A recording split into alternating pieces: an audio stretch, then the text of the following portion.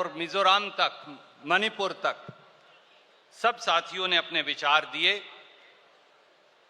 अब आपके समक्ष मैं प्रस्तावित करता हूं कि अखिल भारतीय कांग्रेस कमेटी का ये सत्र की ये बैठक उन तीनों प्रस्ताव को हाथ खड़े करके उनका अनुमोदन करे।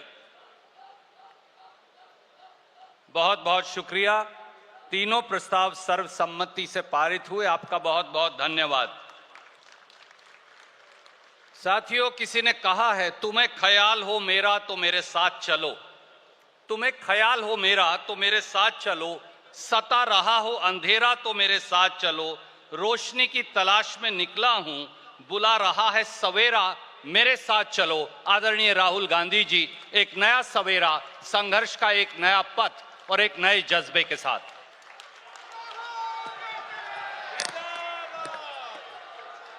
You can leave that. You can leave that there. Or you can bring it later. Bring it later. Alamkar. You can put it there. Put it there. Put it there.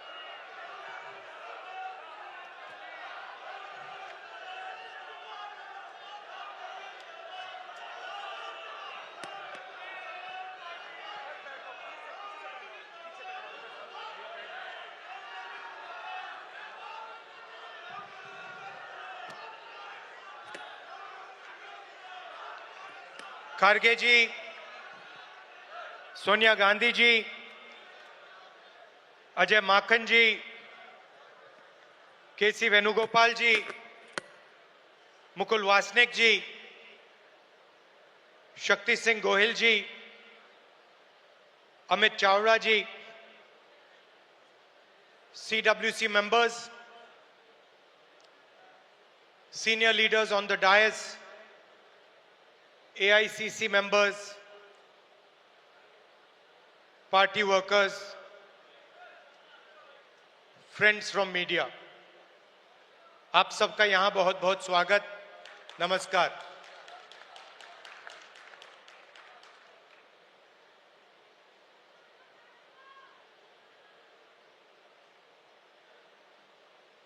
सौ साल पहले महात्मा गांधी जी कांग्रेस पार्टी के president बने थे और 150 साल पहले सरदार पटेल जी इस धरती पे पैदा हुए थे। गांधी जी, सरदार पटेल जी ये कांग्रेस पार्टी के फाउंडेशन है, कांग्रेस पार्टी की नींव है।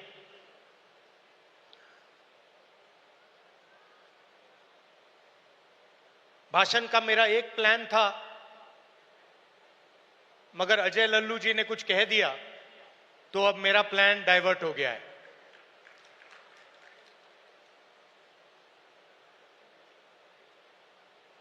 अभी उन्होंने कहा कि मैं पिछड़ों के लिए, दलितों के लिए,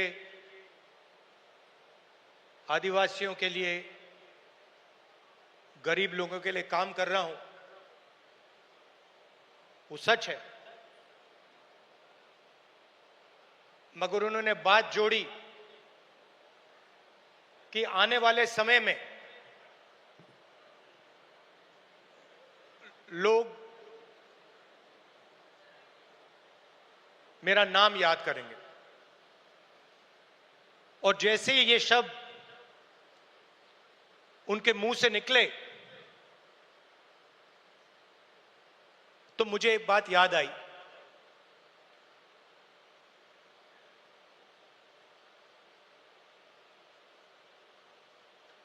कुछ साल पहले एक जर्नलिस्ट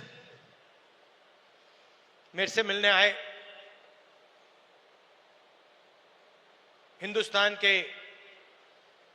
जाने हुए जर्नलिस्ट हैं।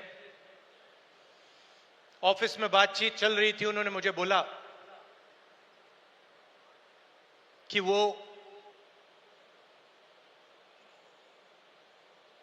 या मुशर्रफ जी या नवाज शरीफ के मित्र थे और उन्होंने मुझे बताया कि उन्होंने नवाज शरीफ या मुशर्रफ जी से कहा था कि अगर आप हिंदुस्तान और पाकिस्तान के बीच में शांति लाएंगे तो पूरी दुनिया आपका नाम याद करेगी। और उस टाइम जब जर्नलिस्ट ने कहा था, मुझे एक बात याद आई थी। जैसे ही उसके मुंह से ये शब्द निकले थे, मेरे दिमाग में ये बात उठी थी कि मैं छोटा सा बच्चा था, 7-8 साल का, और मैंने इंदिरा गांधी जी से यह सवाल पूछा कि दादी, मरने के बाद आपके बारे में लोगों को क्या कहना चाहिए, क्या सोचना चाहिए? जानते हो इंदिरा गांधी जी ने क्या जवाब दिया, जो मुझे आज तक परफेक्ट जवाब लगा।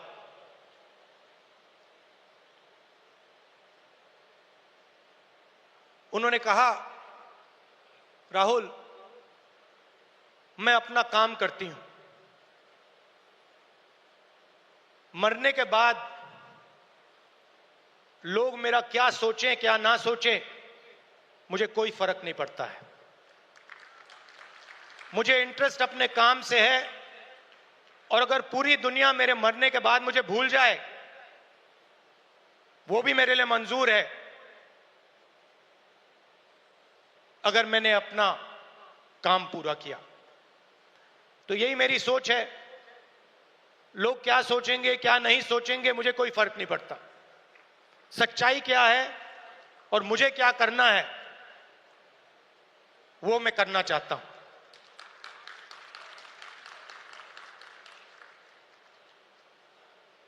तेलंगाना में हमने एक क्रांतिकारी कदम उठाया, जाति जनगणना। उससे कुछ महीने पहले मैंने पार्लियामेंट हाउस में भाषण दिया था। मोदी जी के सामने कहा कि मोदी जी, आप जाति जनगणना कराइए, देश को मालूम होना चाहिए इस देश में दलित कितने हैं,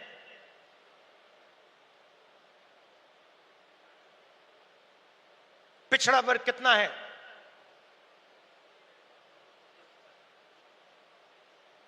अति पिछड़ा कितना है, अति दलित कितने हैं, आदिवासी कितने हैं, माइनॉरिटीज कितने हैं, गरीब जनरल कास्ट के कितने लोग हैं।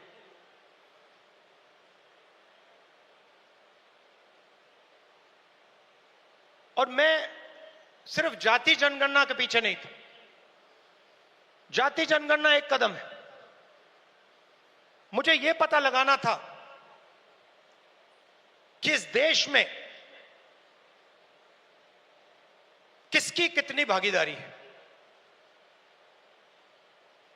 उस समय मैंने कहा था कि देश का एक्सरे होना चाहिए,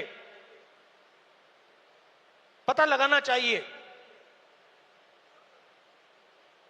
कि जो हमारे दलित, आदिवासी, पिछड़े वर्ग के लोग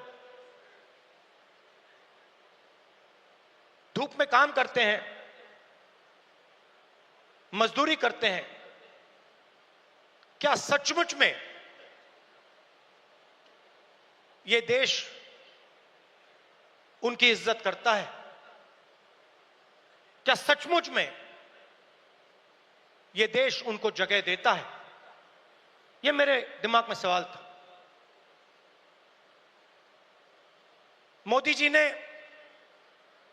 आरएसएस ने साफ कह दिया, हम जाति जनगणना नहीं करेंगे, हम जानना नहीं चाहते हैं, हम समझना नहीं चाहते हैं, हम लोगों को बताना नहीं चाहते हैं कि इस देश में दलितों को, आदिवासियों को, पिछड़ों को, गरीब जनरल कास्ट को, माइनॉरिटीज को कितनी भागीदारी मिलती है, हम छुपाना चाहते हैं। और वहां मैंने सामने बोल दिया कि आप छुपाइए जितना छुपाना है। लोकसभा में, राज्यसभा में हम कानून पास करेंगे, आपके बिल्कुल सामने कानून पास करेंगे, जाति जनगणना यहीं से निकालेंगे। तेलंगाना में किया और आप हैरान हो जाओगे, रेवंत रेड्डी जी ने बोला मगर डिटेल में नहीं गए। और मैं जानता हूं कि जो तेलंगाना की हालत है वो इस देश के हर प्रदेश की हालत है। तेलंगाना में 90% आबादी ओबीसी, अति पिछड़ा, दलित, अति दलित, माइनॉरिटी, आदिवासी।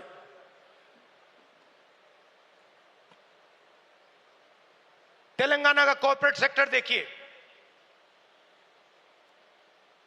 मालिकों की लिस्ट, सीईओज की लिस्ट, सीनियर मैनेजमेंट की लिस्ट, 90% में से आपको एक व्यक्ति नहीं मिलेगा।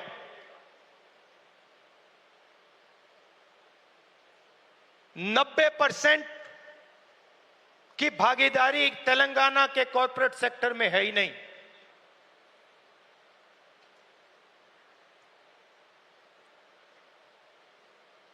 आजकल 21वीं सदी में मजदूर को गिग वर्कर कहा जाता है। वो घरों में खाना ले जाते हैं, घरों में खाना पकाते हैं, पिज्जा ले जाते हैं, अमेज़न की डिलीवरी ले जाते हैं, धूप में ले जाते हैं, सड़क पे मरते हैं। तेलंगाना में उनकी लिस्ट निकाली, सारे के सारे या ओबीसी या दलित या आदिवासी। अब तेलंगाना में जाति जनगणना ने एक बिल्कुल नया औजार दिया है। तेलंगाना में हम सचमुच में विकास का काम कर सकते हैं। तेलंगाना में हम पिन पॉइंट एक्यूरेसी के साथ भागीदारी के बारे में हर सेक्टर में आपको बता सकते हैं। और मैं खुश हुआ कि जाति जनगणना होने के एकदम बाद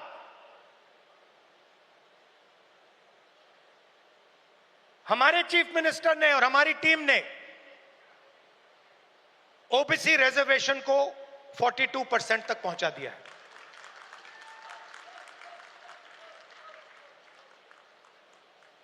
हम सुपर पावर की बात करते हैं, मगर जब धन की बात होती है, भागीदारी की बात होती है, कॉर्पोरेट इंडिया की बात होती है, चाहे प्राइवेट अस्पताल हो, प्राइवेट एजुकेशन सिस्टम हो, 90% उसमें है ही नहीं। मोदी जी 24 घंटा पिछले वर्ग की बात करते हैं, दलितों की बात करते हैं, आदिवासियों, वनवासियों की बात करते हैं, वो उनको वनवासी कहते हैं। मगर जब उनकी भागीदारी का सवाल आता है, जब उनके पार्टिसिपेशन का सवाल आता है, तो बीजेपी के लोग बिल्कुल चुप हो जाते हैं।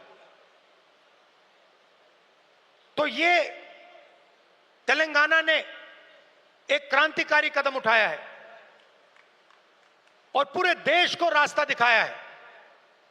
और मैं फिर से दोहरा के कह रहा हूं, इस स्टेज से आप सब के साथ कह रहा हूं कि 50% की जो दीवार है, इसको हम पूरे देश में तोड़ के परे कर देंगे। और जो शुरुआत हमने तेलंगाना में की है, वही हम दिल्ली में पूरे हिंदुस्तान के लिए करने जा रहे हैं। एससी एसटी सब प्लान की मैंने बात उठाई। क्रांतिकारी कानून लाए थे हम, इसको बीजेपी ने रद्द कर दिया है। एक के बाद एक हिंदुस्तान की सारी संस्थाओं पर यह आक्रमण कर रहे हैं। जहां भी आपको पहले दलितों को, पिछड़ों को, आदिवासियों को, गरीब जनरल कास्ट को जहां भी पहले जगह मिलती थी, वो सारे के सारे दरवाजे एक के बाद एक बंद कर रहे हैं। पहले हिंदुस्तान के हर जात के युवा सेना में जा सकते थे, पेंशन मिलती थी, शहीद का दर्जा मिलता था, एक्स सर्विसमैन स्टेटस मिलता था। उसमें सब लोग जा सकते थे, खत्म कर दिया। आज हमारी सरकार युवाओं को कहती है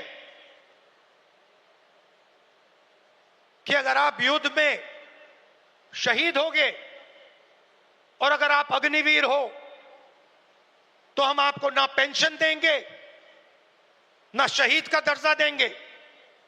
आपके साथ में जो लड़ रहा है उसको मिलेगा, मगर आपको नहीं मिलेगा। रास्ता किसके लिए बंद किया? गरीबों के लिए, गरीब जनरल कास्ट, दलित, पिछड़ा वर्ग, अति पिछड़ा वर्ग, आदिवासियों के लिए। पहले पब्लिक सेक्टर हुआ करता था, उसमें हर जात के लोग जा सकते थे। Steel authority India, BHEL, BSNL, HAL, ये आप सबको, पूरे देश के युवाओं को रोजगार देते थे, अपॉर्चुनिटी देते थे। एक के बाद एक इनको बंद किया जा रहा है।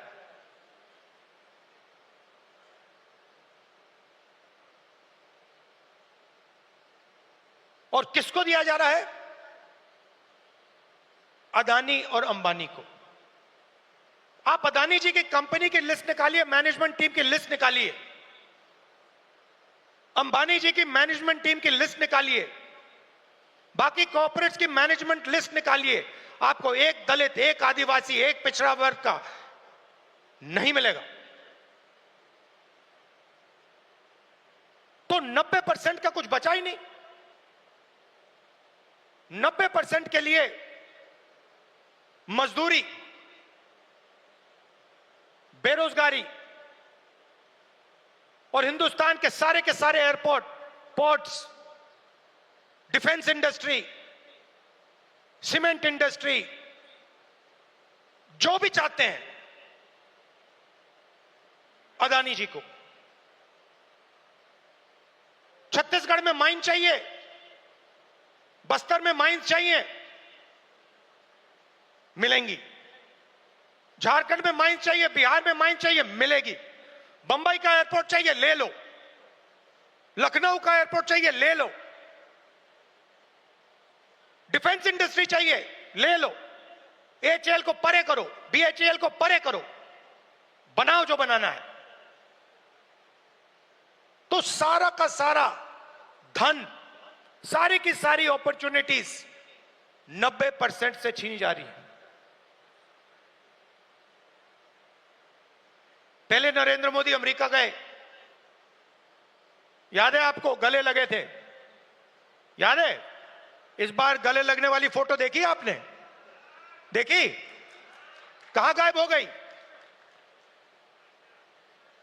राष्ट्रपति ट्रंप ने ऑर्डर दिया, जिनको मोदी जी अपने मित्र कहते हैं, ऑर्डर दिया, सुनो, इस बार गले नहीं लगेंगे, इस बार नए टैरिफ लगाएंगे। चू तक नहीं निकली, आज तक गायब है।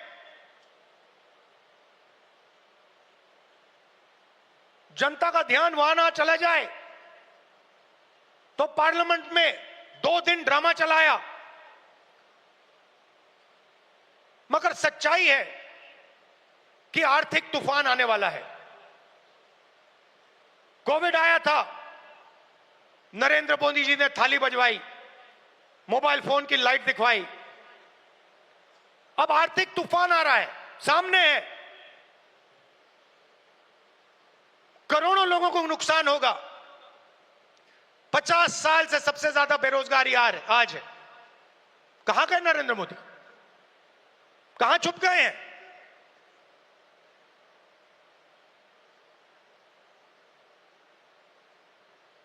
बांग्लादेश का राष्ट्रपति उल्टा बयान देता है और नरेंद्र मोदी जी उसके साथ बैठे हुए हैं, चुप, एक शब्द नहीं निकलता मुंह से।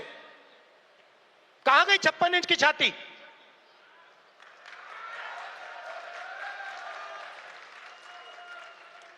जब प्रधानमंत्री को कहना था, इंदिरा गांधी से एक बार किसी ने पूछा, डू यू लीन लेफ्ट और राइट? मतलब आप दाएं लीन करती हैं, बाएं लीन करती हैं? इंदिरा गांधी जी ने कहा, मैं हिंदुस्तान की प्रधानमंत्री हूं, मैं ना दाएं लीन करती हूं ना बाएं लीन करती हूं, बीच में सीधी खड़ी रहती हूं। ये हमारे जो नए प्रधानमंत्री हैं, ये सीधा सामने मत्था टेक देते हैं।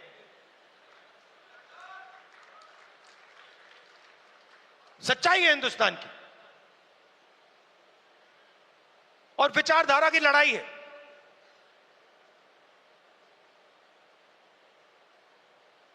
आप लोग हो सेना, बब्बर शेर। किसी ने कहा राहुल गांधी भारत जोड़ो यात्रा में चला। मैं आपसे सवाल पूछना चाहता हूं, क्या आपके बिना राहुल गांधी भारत जोड़ो यात्रा में चल सकता था क्या? तो आपको कहना चाहिए, हम सब चले भारत यात्रा में और राहुल गांधी हमारे साथ चला था। आपकी शक्ति है, आपकी विचारधारा की शक्ति हमारी विचारधारा की शक्ति है, और देश आपको चाहता है। देश तंग आ गया है।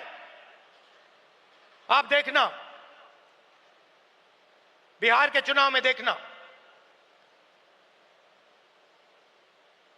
महाराष्ट्र के लोगों से पूछिए, आपको बताएंगे बीजेपी ने महाराष्ट्र में चुनाव कैसे जीता है। वो आपको बता देंगे किस प्रकार से जीता है।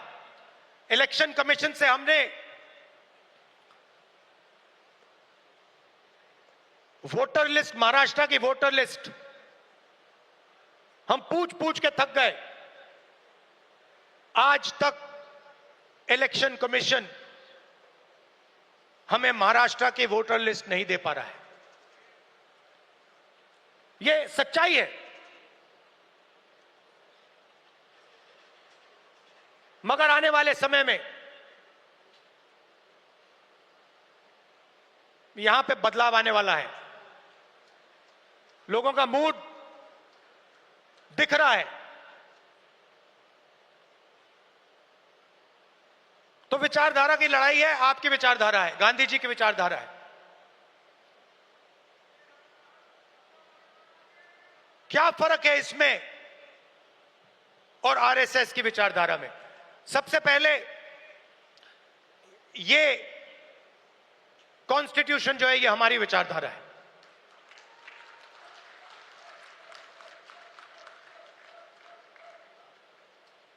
इसमें गांधी जी की, अंबेडकर जी की, पटेल जी की, बुद्ध भगवान की, नारायण गुरु जी की, गुरु नानक जी की, कबीर जी की, बसवना जी की विचारधारा है। यह 70 साल पुराना डॉक्यूमेंट नहीं है, यह हजारों साल पुरानी सोच है और यह आपकी है। आपके खून, आपके पसीने ने, कांग्रेस पार्टी के खून, कांग्रेस पार्टी के पसीने ने यह कॉन्स्टिट्यूशन देश के साथ बनाया है और आज इस पर आक्रमण हो रहा है।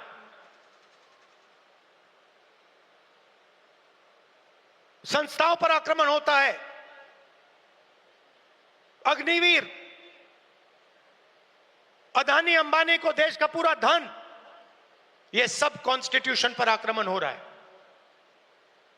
कॉन्स्टिट्यूशन में कहीं नहीं लिखा है कि हिंदुस्तान का पूरा धन 2-3 लोगों के हाथ में होना चाहिए। कॉन्स्टिट्यूशन में कहीं नहीं लिखा है कि हिंदुस्तान की हर संस्था में एक संगठन आरएसएस के लोग होने चाहिए। इस कॉन्स्टिट्यूशन में कहीं नहीं लिखा है कि हिंदुस्तान की सब यूनिवर्सिटीज के वाइस चांसलर आरएसएस के होने चाहिए। इस कॉन्स्टिट्यूशन में कहीं नहीं लिखा है कि हिंदुस्तान की दूसरी भाषाओं को, तमिल को, बंगाली को दबाया जाना चाहिए। कहीं नहीं लिखा है। मगर आरएसएस और बीजेपी रोज इस कॉन्स्टिट्यूशन पर आक्रमण कर रहे हैं और इनको सिर्फ कांग्रेस पार्टी रोक सकती है, बाकी पार्टियां नहीं रोक सकती हैं। आप देखना, क्योंकि यह विचारधारा की लड़ाई है। जिस पार्टी के पास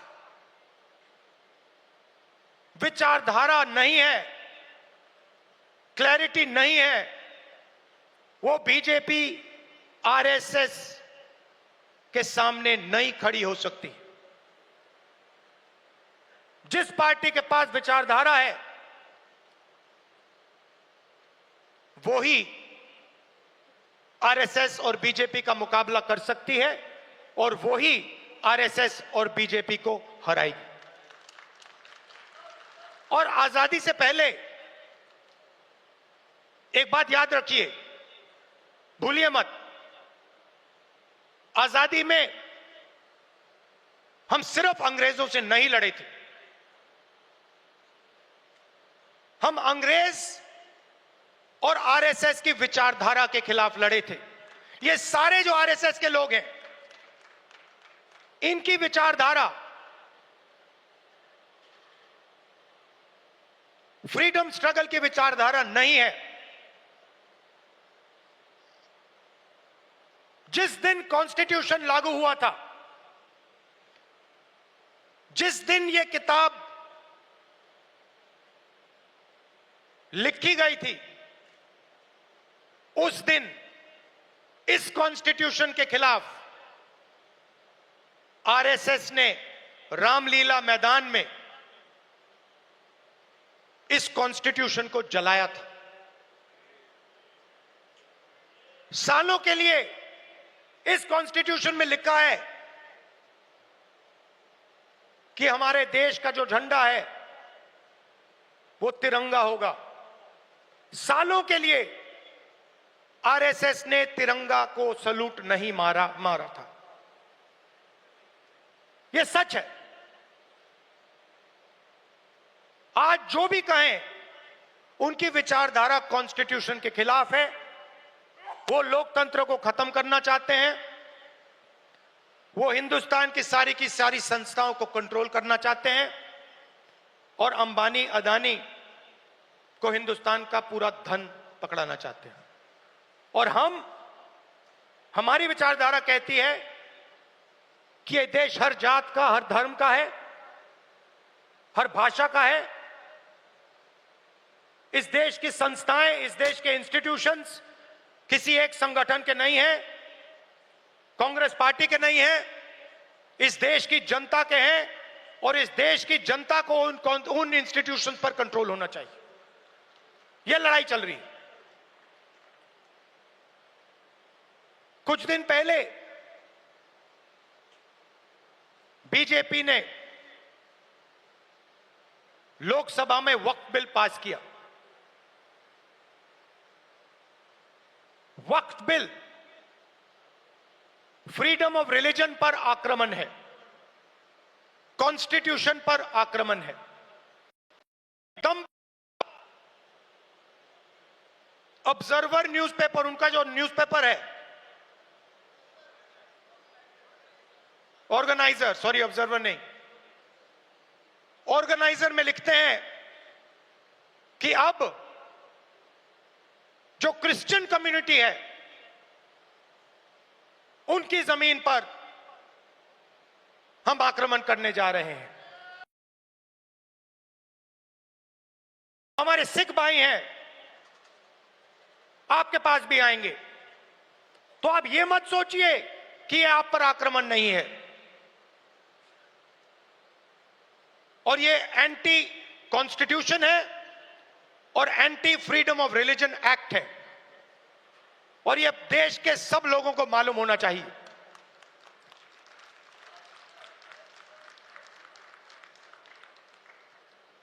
तो हम चाहते हैं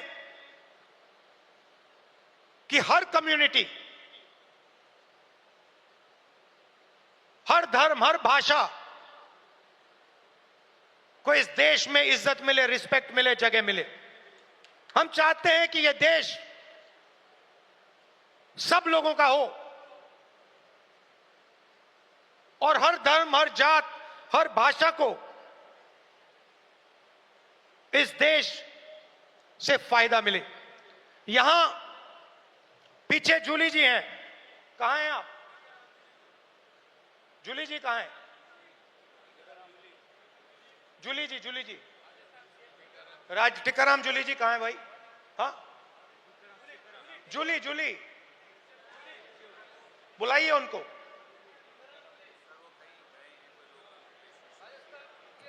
अच्छा, टिकाराम जूली हमारे सीएलपी हैं, राजस्थान के, दलित हैं, मंदिर गए थे। उनके मंदिर में जाने के बाद बीजेपी के नेताओं ने मंदिर को साफ करवाया, धुलवाया, और वो अपने आप को हिंदू कहते हैं। एक दलित व्यक्ति को मंदिर में जाने का अधिकार नहीं देते हैं, और जब जाता है तो फिर मंदिर को धुलवाते हैं। ये हमारा धर्म नहीं है, ये हमारा धर्म नहीं है। हम भी अपने आप को हिंदू कहलाते हैं, मगर ये हमारा धर्म नहीं है। हमारा धर्म वो है जो हर व्यक्ति का आदर करता है, हर व्यक्ति को रिस्पेक्ट देता है। और ये जो बात है, चाहे ये दलितों के खिलाफ हो, पिछड़ों के खिलाफ हो, ये बीजेपी के हर कार्यकर्ता के दिल के अंदर छुपी हुई है। ये है आप में और उनमें फर्क। आपके लिए चाहे दलित हो, आदिवासी हो, पिछड़े हो, महिला हो, अल्पसंख्यक हो, आप सबकी रिस्पेक्ट करते हो। हमारा हर कार्यकर्ता हिंदुस्तान के हर व्यक्ति की रिस्पेक्ट करता है। उनके दिल में नफरत भरी हुई है। 21वीं सदी में वो कह नहीं सकते हैं क्योंकि कॉन्स्टिट्यूशन है, मगर दिल में जो उन्होंने जूली साहब के साथ किया वही वो आप सबके साथ करना चाहते हैं। ये उनकी सच्चाई है, और लड़ाई इसी बात की है। हमारे लिए सब लोग इंसान हैं, सब लोगों से हम मोहब्बत करते हैं, सब लोगों की हम रिस्पेक्ट करते हैं। उनके लिए अलग अलग है। कोई दलित है, उसको मंदिर में नहीं जाना चाहिए। कोई मोची है, उसे सॉफ्टवेयर इंजीनियर नहीं बनना चाहिए। कोई गरीब किसान का बेटा है, उसे अंग्रेजी नहीं सीखनी चाहिए। ऐसा हिंदुस्तान हमें नहीं चाहिए और हम होने भी नहीं देंगे। आखिरी बात आपसे कहना चाहता हूं संगठन के बारे में। कांग्रेस प्रेसिडेंट, वर्किंग कमेटी और पार्टी के सीनियर नेताओं की काफी मीटिंग हुई है और हम चाहते हैं कि जो हमारे डिस्ट्रिक्ट प्रेसिडेंट्स हैं उन्हें हम पार्टी की नींव बनाएं और हम चाहते हैं कि उन्हें, जो हमारे डिस्ट्रिक्ट प्रेसिडेंट्स हैं, डिस्ट्रिक्ट कमेटीज हैं, उन्हें पार्टी शक्ति दे, पावर दे और जिम्मेदारी दे। तो ये बदलाव हम कांग्रेस पार्टी में लाने जा रहे हैं।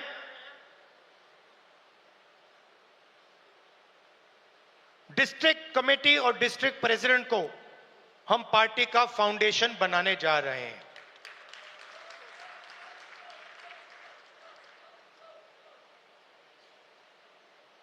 अंत में आप सबको लड़ना है और मैं जानता हूं कि ये आसान नहीं है, क्योंकि उनके पास धन है, उनके पास हिंदुस्तान के सारे इंस्टीट्यूशंस हैं, उनके पास सब कुछ है, मगर जीत हमारी होगी क्योंकि हमारे पास सच्चाई है और देश की जनता का प्यार है। तो घबराने की कोई जरूरत नहीं है। आप देखना आने वाले समय में कांग्रेस पार्टी, बीजेपी और आरएसएस का क्या करने जा रही है। अब मुझे पीछे से कह रहे हैं कि जो हमारे साउथ के लोग हैं उनके लिए अंग्रेजी में बोलना है, तो थोड़ा सा मैं अंग्रेजी में बोलता हूं। Brothers and sisters, the fight is about the Constitution. This Constitution was prepared by the Congress Party, by the people of India, by Mahatma Gandhi, Ambedkar, Jawaharlal Nehru, Sardar Patel ji, Ambedkar ji. This Constitution is under attack. This Constitution is an ideological document that reflects the ideology of the Congress Party. It does not reflect the ideology of the Sangh Parivar or the RSS. And that is why they are intent on destroying this Constitution and capturing all the institutions that emerged from it. It is our duty as Congress members to protect this Constitution, to protect the rights of every single Indian, all communities, all languages, all genders. It is our duty and our right because it is our ideology that is reflected in the Constitution. The BJP and the RSS are attacking our institutional framework, and they think that just because they are in power, they have huge amount of financial capacity that nobody is going to resist them. They are absolutely wrong. The Congress worker and the Congress party and the large mass of India's people are going to fight for this Constitution and are going to defeat the RSS and the BJP. I also said that a few days ago, the BJP and the RSS attacked the freedom of religion. The Waqf bill and the article that appeared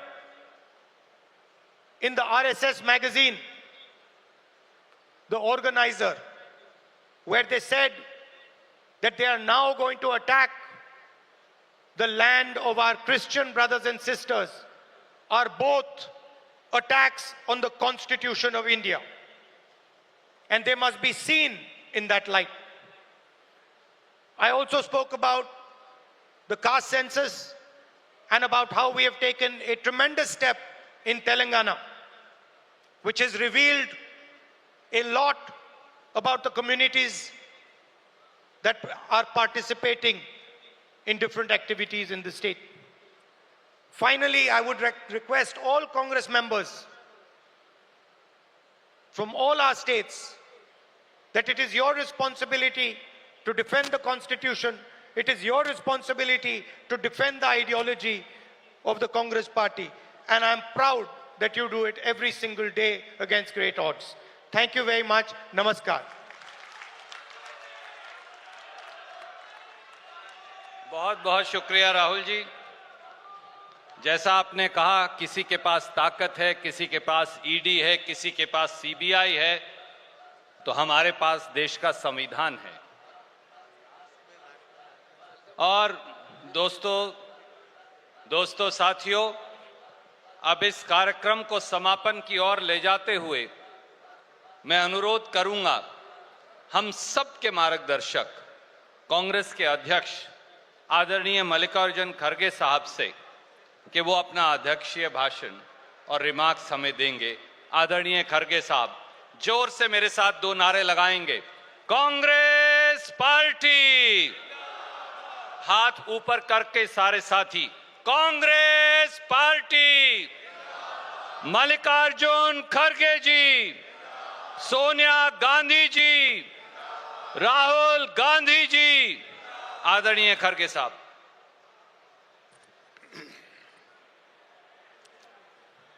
मैं आपका ज्यादा वक्त नहीं लेना चाहता हूं, सिर्फ मैं 5 मिनट में अपना भाषण समाप्त करूंगा, क्योंकि ये समारोह भाषण है, इसमें ज्यादा बोलने की जरूरत नहीं है। इस मंच पर पधारे हुए हमारे नेता रेस्पेक्टेड सोनिया गांधी जी, राहुल गांधी जी, केसी वेणुगोपाल, अजय माकन, मुकुल वासनिक और रणजीत सुरजेवाला जी, मिस शैलजा जी, अंबिका सोनी जी, चीफ मिनिस्टर्स और एक्स चीफ मिनिस्टर्स मंच पे बैठे हुए, और खासकर इस सभा को आयोजित करने में बड़ी भागीदारी की शक्ति सिंह गोयल जी और हमारे जितने भी गुजरात के कार्यकर्ता लोग हैं और यहाँ के सीएलपी लीडर है, एमएलएज है, एमपीज हैं, मैं सबको धन्यवाद देता हूँ कि उन्होंने सारी कोशिश, सारी ताकत लगा के ये कार्यक्रम को यशस्वी किया। इसलिए मैं एआईसीसी के ओर से उन सबको धन्यवाद देता हूँ। भाइयों, मैं ज्यादा नहीं कहना चाहता हूँ, जो कुछ कहना था हमारे राहुल गांधी जी ने स्पष्ट किया और कहा कि किस ढंग से हमको आगे बढ़ना है। और यहाँ मोदी जी, बीजेपी, आरएसएस किस तरीके से इस देश को बर्बाद कर रहे हैं, वो भी उन्होंने आपके सामने रखा। दोस्तों, कोई संस्था अगर आगे बढ़ना है तो उसके पास 3 विचार की आवश्यकता है। एक, आपके पास विचार होना चाहिए, वो आइडियोलॉजी। दूसरा, विचार, आचार और प्रचार। ये 3 चीजें जिस संगठन में होते हैं वो संगठन आगे बढ़ता है। तो हमारे पास आइडियोलॉजी है, हमारे पास, हम उसको आचरण में लाने की कोशिश करते हैं, लेकिन पूरे दिल से नहीं करते। इसीलिए विचार के साथ आचरण होना और ये आगे बढ़ना, और ये दोनों होने के बाद तीसरा प्रचार, सबसे ज्यादा प्रचार की आवश्यकता है। अगर आपके पास अच्छे विचार है, आचरण भी आपका अच्छा है, अगर उसका प्रचार नहीं हुआ तो क्या फायदा। जैसा कि राहुल गांधी जी ने एक बहुत बड़ी यात्रा निकाली, मैंने सुबह बोला, कन्याकुमारी से कश्मीर तक, बहुत बड़ी मेहनत थी, लेकिन उसको आगे लेके जाने वाले लोग अगर नहीं है तो वो वहीं पर आइडियोलॉजी फेल हो जाती है। इसलिए मैं चाहता हूं यहां पर जो आए हैं, इस आइडियोलॉजी को, उनके विचारों को, कांग्रेस के विचारों को आगे बढ़ाने की कोशिश करो, पीछे मत हटाओ। और दूसरी चीज मैं आपको कहना चाहता हूं, और एक, किसी भी संगठन के पास और 3 विचार होना चाहिए। एक मनुष्य बल, दूसरा मानसिक बल, तीसरा आर्थिक बल। अब आर्थिक बल तो हमारे पास कम है, लेकिन मनुष्य बल और मानसिक बल हमारे पास ज्यादा है। इसको बढ़ाने की जरूरत है। अगर ये मानसिक बल को आगे नहीं लेके गए, मनुष्य बल को यानी संगठन नहीं करे, तो आप खत्म हो जाते हैं। आखिरी मैं ये कहूंगा, वक्फ बोर्ड के लिए अभी हमने रेजोल्यूशन किया है, और खास करके हमारे मुस्लिम भाइयों को, क्रिश्चियन भाइयों को, अल्पसंख्यकों को, चाहे कोई कम्युनिटी के हो, उनके साथ कांग्रेस पार्टी सदा के लिए खड़ी है। यह मैं आपको आश्वासन दिलाना था। हम आपके लिए लड़ रहे हैं, और पार्लियामेंट में भी लड़े। जैसा राहुल गांधी जी ने कहा, वैसा उन्होंने लोकसभा में भी डट के लड़ा। हम पार्लियामेंट में भी, वहां राज्यसभा में भी लड़े, और हम यहां तक आ गए, जो बीजेपी की शक्ति थी उसको कमजोर करे, और हम जो हमारे पास जितने हम समझ रहे थे कि हमारे पास राज्यसभा में 81 मिलेंगे, लेकिन हमको हमारे 4-5 मेंबर जो हमारे अलायंस पार्टनर भी थे और इंडिया गठबंधन के लोग थे, उसमें 4-5 लोग एब्सेंट रहने के बावजूद हमने 97 वोट लिया। ये अपेक्षा के बाहर है। यह दर्शाता है कांग्रेस और इंडिया गठबंधन ये जोर पकड़ा है, और ये इसलिए कि आज आप देख सकते हैं कि वक्फ मुद्दे पे हम सब एक हो गए, कोई अलग अलग नहीं हुआ। हम हमारे साथ दूसरों को हम जोड़ लिए, लेकिन हमारा एक वोट भी कांग्रेस का हो, दूसरे का नहीं गया। इसीलिए मैं यही चाहूंगा कि ये जो हमने तैयार किया है इंडिया गठबंधन, उसको तो जोर हमको देना ही है, उसके साथ साथ हम एक रह के आगे बढ़ना है। और एक बात मैं कहूंगा, जैसा राहुल जी अभी कहे कि उन्होंने कहा वक्त में तो एक मुसलमानों की या माइनॉरिटी की एक प्रॉपर्टी हड़पने का एक काम हो रहा है, क्योंकि जो भी वक्फ बोर्ड में प्रॉपर्टी है, जो वक्फ बोर्ड जो डोनेशन देते हैं, मुस्लिम देते हैं, हिंदू देते हैं, और कोई धर्म के लोग भी डोनेशन दे सकते हैं। वक्फ ये एक डोनेशन का बोर्ड है। इसको डोनेशन दिए हुए जमीन को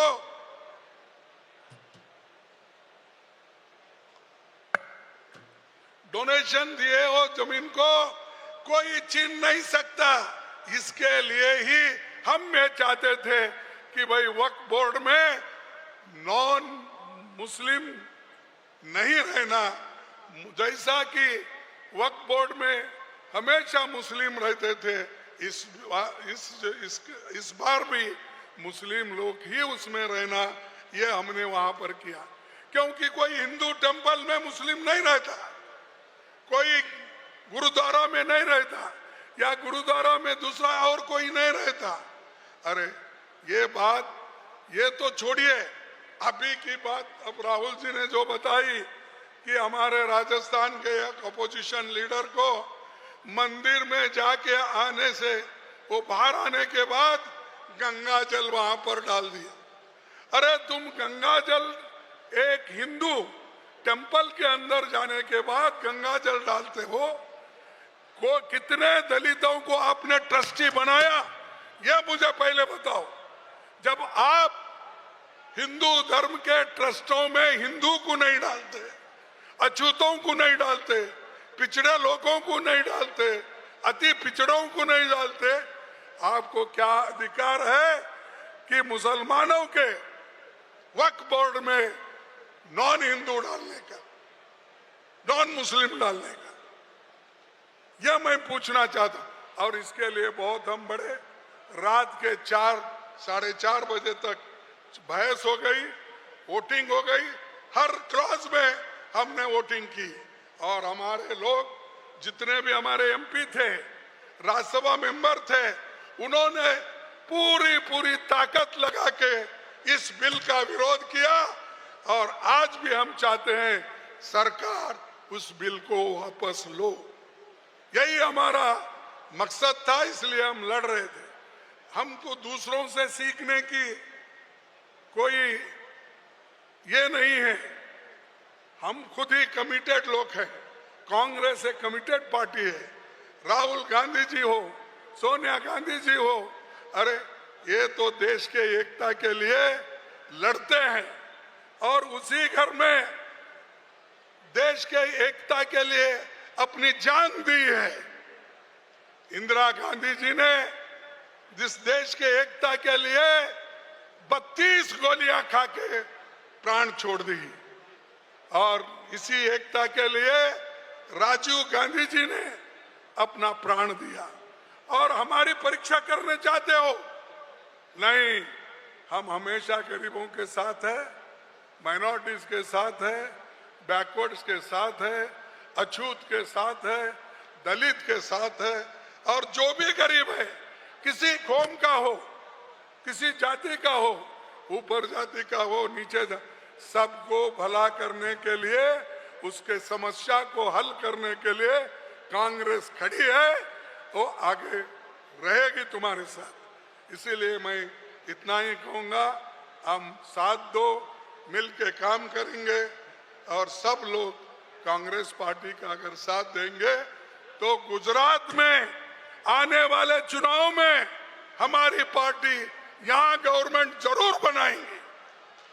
यह अतिशयोक्ति नहीं है। जब राहुल गांधी जी ने यहां आकर 10 साल पहले उन्होंने जो कोशिश की थी, हम असेंबली में कितने वोटों से पीछे थे? सिर्फ 7-8 वोटों से पीछे थे। यही है, और वो 7-8 इस बार लेने का हमको सबको मिलके जोड़ के काम करने का इरादा है। इसीलिए मैं गुजरात के लोगों से भी यही कहूंगा, तुम आगे बढ़ो। शक्ति सिंह, तुम्हारी शक्ति दिखाओ, और तुम्हारी शक्ति दिखाओ, सबको साथ लो, और हम आपके साथ हैं, सब मिलके काम करेंगे। राहुल जी आपके साथ है, मैडम सोनिया गांधी जी आपके साथ है, मैं आपके साथ हूं। लोगों को जोड़ो, हम आगे बढ़ेंगे। धन्यवाद और नमस्कार। इतनी बात। और आखिरी में एक जयकार करूंगा। जय हिंद, जय हिंद, जय हिंद, जय कांग्रेस, जय कांग्रेस, जय कांग्रेस। आप सभी को धन्यवाद। आप इस एआईसीसी के सेशन को यशस्वी किया।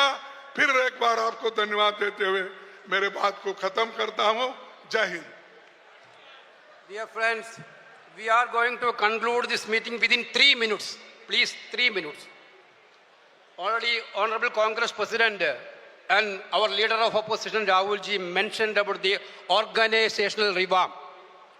How to strengthen our district Congress committee, how to strengthen block Congress committee, and village level and booth level committee. All India Congress Committee has given a clear guideline and action plan for revamping our DCC structure. There will be new powers for DCC and responsibility for DCC. Honorable Congress President and Leader of Opposition Rahul Gandhi ji would like to have a day-long workshop in each state of our country. They will come themselves to each state. We are going to start from Gujarat this process. 15th onwards, there will be a meeting in Gujarat. We are starting the selection of the DCC president from Gujarat onwards. 28, we will go to Rajasthan, Congress president. Morning, there will be a political affairs committee meeting. After that, district of presidents and state office bearers meeting, then workers meeting. Congress president and Rahul ji, wherever they can attend, they will attend the state level meeting in the respective states. This is going to be a game changer. Very, very energizing session for us, Gujarat session. Because I would call upon the people, Ishita Seda, member AICC, to thank the organizers of this AICC session. Thank you so much sir. राष्ट्रपिता महात्मा गांधी जी, आदरणीय सरदार पटेल जी की जन्मभूमि और कर्मभूमि में आयोजित Akhil Bharatiya Congress committee की बैठक, जिसका नाम न्याय पथ है, उसमें देश भर से पधारे कन्याकुमारी से कश्मीर तक हमारे एआईसीसी के सदस्य और देश भर के न्याय योद्धाओं की तरफ से मैं कांग्रेस पार्टी के लीडरान और सीईसी मेंबर, गुजरात प्रदेश कांग्रेस कमेटी और सेवा दल के कार्यकर्ताओं को आप सबकी तरफ से दिल की गहराइयों से धन्यवाद देती हूँ। इतने साल से सरकार ना होने के बावजूद भी आपने जिस तरीके का यहाँ पे एक वृहद स्तर पे आयोजन किया, उसके लिए आप सब धन्यवाद के पात्र हैं। और सर, मैं आपको विश्वास दिलाती हूँ, इस संख्या में, जिस संख्या में आज देश भर का कार्यकर्ता यहाँ पधारा है, उसी संख्या में यहाँ पहुंचकर संकल्प, समर्पण और संघर्ष की विरासत को आगे बढ़ाएगा। और एक बार फिर गुजरात हो, चाहे बिहार हो और चाहे देश का संसद हो, कांग्रेस पार्टी की आदरणीय गांधी जी की विरासत को कायम रखेगा। इस बात का समर्थन दीजिए, दोनों हाथ खड़े कीजिए और हमारे अध्यक्ष जी को विश्वास दिलाइए। कांग्रेस पार्टी, जो मुट्ठी अभी बंद है उस मुट्ठी को खोल लीजिए, पंजा खोल दीजिए और आज इस नारे के साथ अपने अपने गांव ढाणी ढाणी पहुंचिए और कांग्रेस के संकल्प को घर घर तक पहुंचाइए। धन्यवाद। जय हिंद, जय भारत, जय जय कांग्रेस, जय जय संविधान। धन्यवाद। On behalf of organizing committee, I would like to welcome Jagdish Thakur ji will thanks the delegates.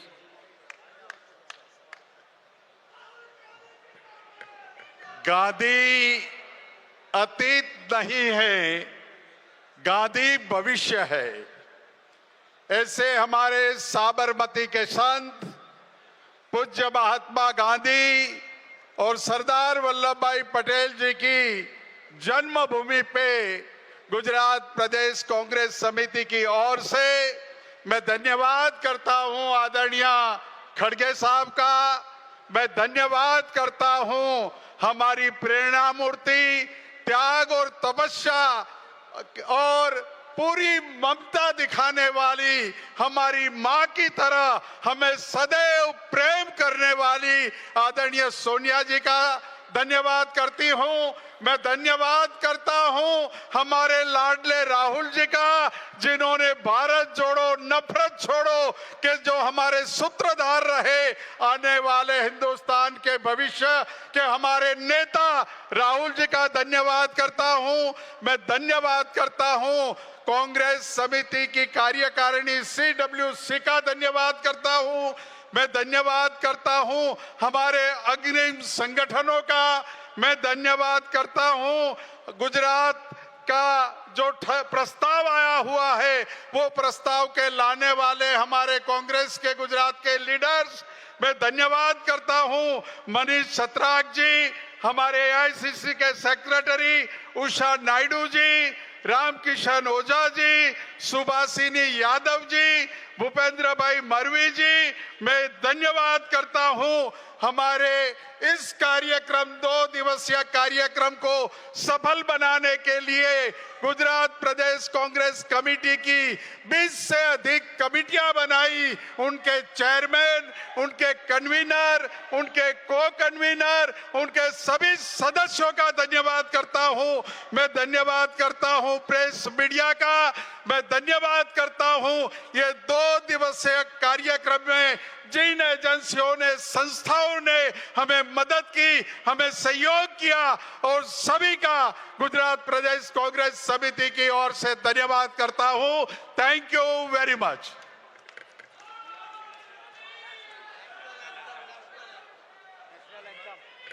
अब जनगण मन के लिए, राष्ट्रीय गान के लिए तैयार हो जाइए।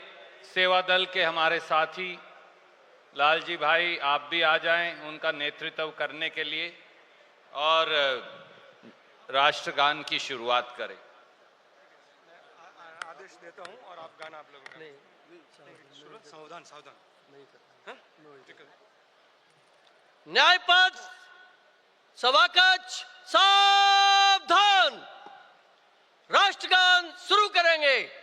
जनगण मन अधिनायक जय हे भारत भाग्य विधाता। पंजाब सिंध गुजरात मराठा द्राविड़ उत्कल बंगा। विंध्य हिमाचल यमुना गंगा उच्छल जलधि तरंगा। तब शुभ नामे जागे तब शुभ आशीष मांगे। गाये तब जय गाथा जनगण मंगलदायक जय हे भारत भाग्य विधाता। जय है जय है जय है जय जय जय जय हे। आजाद हिंद जिंदाबाद। कौमी नारा वंदे मातरम। जय श्री राम।